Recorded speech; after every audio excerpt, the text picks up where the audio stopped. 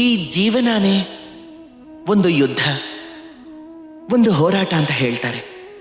ನಮ್ಮ ಅಸ್ತಿತ್ವಕ್ಕೆ, ನಮ್ಮ ಮೌಲ್ಯಗಳಿಗೆ ನಾವೇನ್ ಪಡ್ಕೋಬೇಕು ಅಂತಿದ್ದೀವೋ ಅದಕ್ಕೋಸ್ಕರ.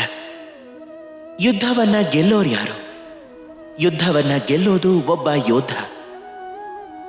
ಈಗ ಎಷ್ಟೋ ಸಲ ನಾವು ಯುದ್ಧದಲ್ಲಿ ಭಾಗವಹಿಸೋದಿಲ್ಲ. ನಮಗೆ ನಾವು ಯೋಧ ಅಲ್ಲ ಅಂತ ಅನ್ಕೊಂಡ್ಬಿಡ್ತೀವಿ. ಆದ್ರೆ ವಿಷಯ ಇದಲ್ಲ. ಒಂದು ಬಹಳ ಮುಖ್ಯವಾದ ವಿಷಯವನ್ನ ನಾವು ನೆನಪಿಟ್ಕೋಬೇಕು. ಯಾರೂ ಕೂಡ ಹುಟ್ಟಿನಿಂದ ಯೋಧ ಆಗಿರೋದಿಲ್ಲ. ಅವನು ಯೋಧ ಆಗಬೇಕು ಅಂತ ಆರಿಸ್ಕೋತಾನೆ.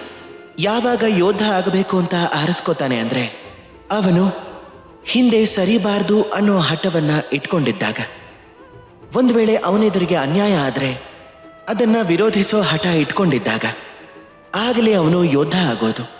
ಯಾರೋ ತಮ್ಮ ಜೀವನದಲ್ಲಿ ಹುಟ್ಟಿದ ಹಾಗೆ ಯೋಧ ಆಗಿ ಬರೋದಿಲ್ಲ. ನೀವೇನಾಗಬೇಕು ಅಂತ ಬಯಸ್ತೀರಾ? ಯುದ್ಧ ಭೂಮಿಯಲ್ಲಿ ಕೂತ್ಕೊಂಡು ಮತ್ತೊಬ್ಬರ ಸಾಹಸಕ್ಕೆ ಚಪ್ಪಾಳೆ ತಟ್ತಾ ಕೇವಲ ಪ್ರೇಕ್ಷಕರಾಗಬೇಕು ಅಂತ ಬಯಸ್ತಿರೋ, ಅಥವಾ ಯಾರು ತನ್ನ ಧೈರ್ಯವನ್ನ, ಶೌರ್ಯವನ್ನ, ಪರಾಕ್ರಮವನ್ನ ಪ್ರದರ್ಶನ ಮಾಡ್ತಾನೋ ಅಂಥ ಯೋಧ ಆಗಬೇಕು ಅಂತ ಬಯಸ್ತಿರೋ? ಯಾಕೆ ಅಂದ್ರೆ ಅವರ ಪ್ರಶಂಸೆ ಯುಗ ಯುಗಗಳ ತನಕ ನೆನಪಿರುತ್ತೆ. ಏನಾಗೋಕ್ ಬಯಸ್ತಿರೋ ಅನ್ನೋ ಆಯ್ಕೆ ನಿಮ್ಮದೇ.